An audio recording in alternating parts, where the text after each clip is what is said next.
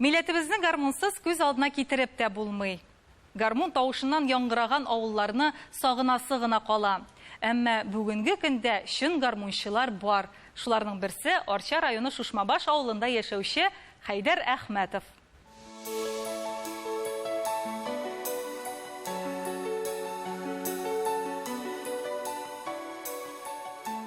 Миләшләренә кадәр матур татар авылларының.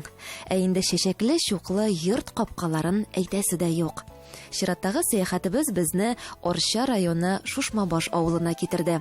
Гармунчы Хайдар абый Әхмәтов гаиләсенә.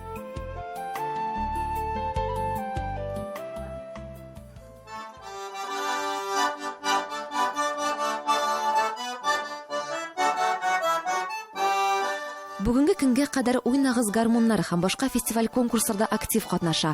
Шушмабаш авылын җырлы-моңлы итүче бердән-бер гармунчы дисәң дә ялгыш булмас. Нысы авылында 41-нче елда туганмын.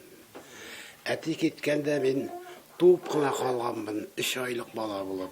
Үзен белгәннән бирле иң якын дусты гармун белән. 10-нчы классын тәмамлауга Мине Шушмабаш авылы мәдәният йортына эшкә чакырып алдылар. 10-нчы классны бетерүгә.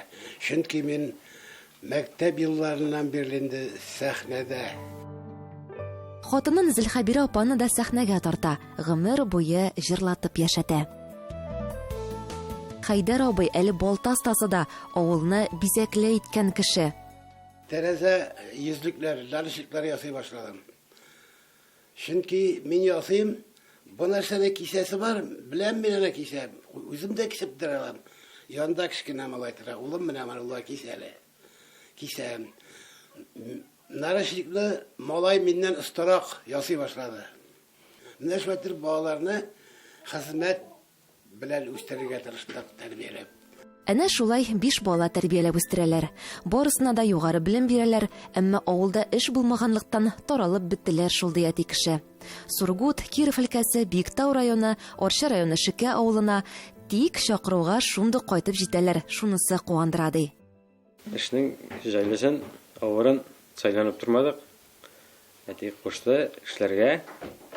Әти белмим дисән, белмәү гаеп түгел, белергә теләмәү гаеп дип безне тәрбияләде инде. Без тырышып өйрәндек эшкә.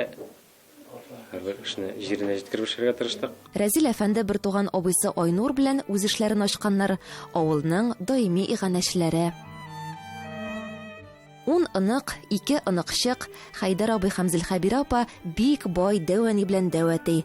Һәм шунысы да мөһим, туган телне, гореф-гадәтләрне кадерләп саклаучылар. Гел ашарга пешерергә өйрәнгәндә, гел әнидән дә әбидән шалтыратып сорады, бәрәңге буламаган ничек бизәсен, мин аны кебек итеп пешерәсе килә дип. Гел шул әби кебек итеп пешерәсем килә иде, аныкы гел тәмле кебек иде. Барбы алай ук чыкмый ул нигәдер. Тырышсам да. Ак яулыклы әбиләр, түбәтәйле бабайлар яшәсен. Ләйсән Хаҗиева, татарлар, Шушмабаш авылы, Арча районы.